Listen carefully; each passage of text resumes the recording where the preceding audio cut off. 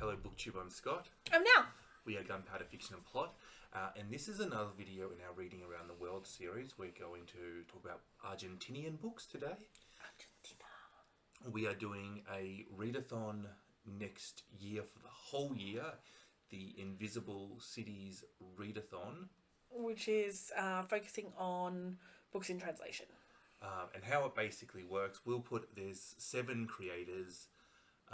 We'll put a link to all of their sites, vlogs and stuff. There's a Discord channel, and it's just a great readathon. I think it's a fantastic idea. But how it works is each month they name three countries to focus on, and everyone tries to read books from those countries. Yeah. So in January, one of those countries is Argentina. Yeah. So seeing as we were had to do the research to figure out what books from Argentina we wanted to read, thought it was a good excuse to continue with our Reading Around the World series and discuss some of those options. I've got a 2-for-1 with my first book. A twofer. Savella Armada, she has written 2 books that I am interested in. The first book is called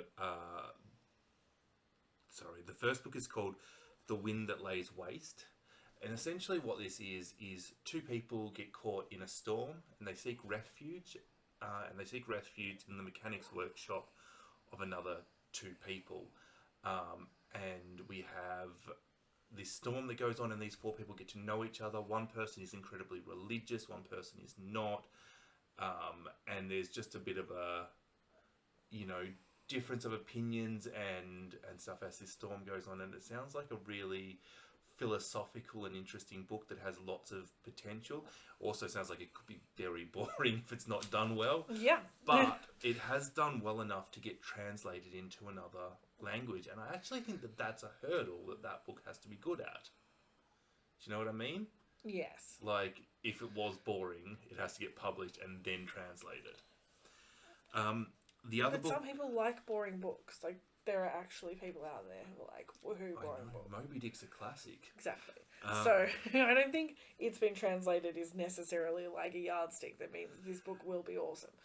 But it's the sort of risky title that I like. It's odds stacked in your favour, and if it's good, it'll be really good. Yes. If it's bad, it'll be evident quickly. Yeah, if it's bad, it'll be a quick DNF too. Yeah. The other book she's written is called Dead Girls. Now, this has been compared to Truman Capote's In Cold Blood because of the style it writes. It's a true story written as fiction in the same way that In Cold Blood is. So not quite true crime, not quite fiction, but somewhere... in the middle there. In the middle.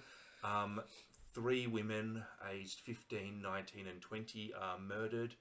There's no obvious links between those murders, but she discusses them and discusses what's led to those murders.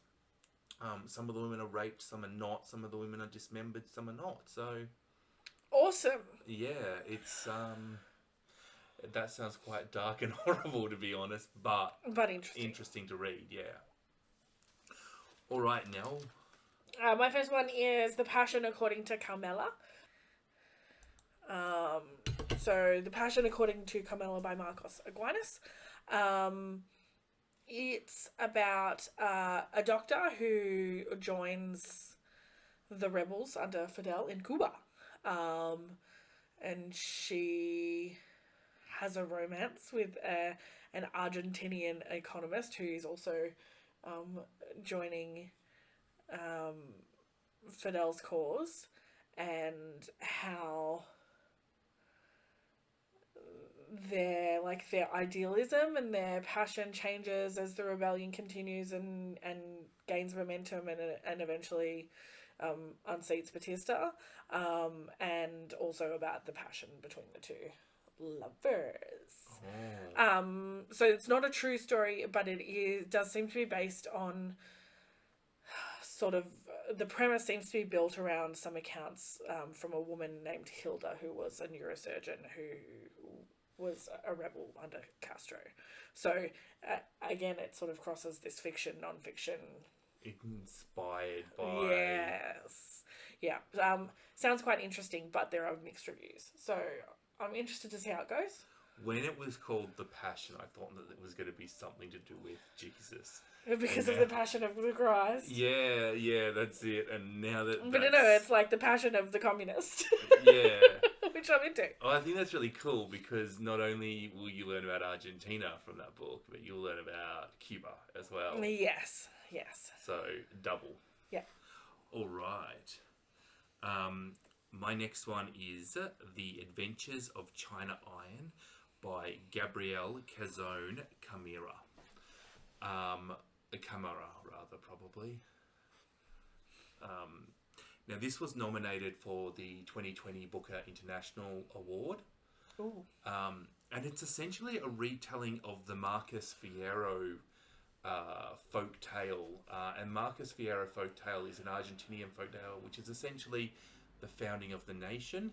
Now, the retelling of it and why it's a retelling and why it's interesting is this character, China Iron, is a woman whose despicable husband is drafted and she runs away, and it has a feminist twist on this tale. And it's, Booker shortlisted, it's got some very good reviews out there. And it sounds very interesting. It's very new, but it's been translated very quickly. That sounds really interesting. And then the last one we've got is a highly recommend from both of us. Have we got it? We must have it somewhere. Oh, there it is. We've both read this year, by Augustina Batsarica. Tender is the Flesh. Now, this is about essentially the commercialization of cannibalism. So it's set in a world where the government has announced that there's a virus carried by all animals that makes their flesh inedible to humans. If you eat it, you die. And so they do some studies and they find that vegetarianism is not an option and that we require protein. And so they begin to go into the process of commercializing cannibalism and breeding people for meat. This was an innovative read. It was, if you're a bit squeamish about the meat industry, maybe don't read it, because it does get right in there. It was very confronting, and the ending on it was absolute killer. I thought it's so interesting how such a book that sounds so narrow could critique so many aspects of our society. Yeah, this was not a sledgehammer to a vegetarian topic, which is really what I thought it would be. This was a critique of capitalism, of the media, of advertising, commercialization, mass production, politics, just all of the things, man. Science, not science, but anti-science. Yeah, and the meat industry. And the meat industry. Yeah, but this was a really, really good read. And if you have not yet read it, it's a good one for your Argentina. Yeah. So there's 4 authors and 5 books for you to consider for Argentina for January. Even if you're not participating in the Invisible Cities Readathon, which you should totally do and check out, it's probably good to have a few Argentinian books on your TBR ready for when you're in the mood. Yeah, I think most people who are following this series want to read from various different areas, and getting a cross off for Argentina is a good one. Yeah. All right. If you're new here, subscribe. If you like this video, like us. If you've read any of these books, let us know what you thought of them in the comments. And if you have another Argentinian book, mention it in the comments, because then everyone who comes here can see more books from Argentina. Yeah. Okay. All right. Bye. Bye.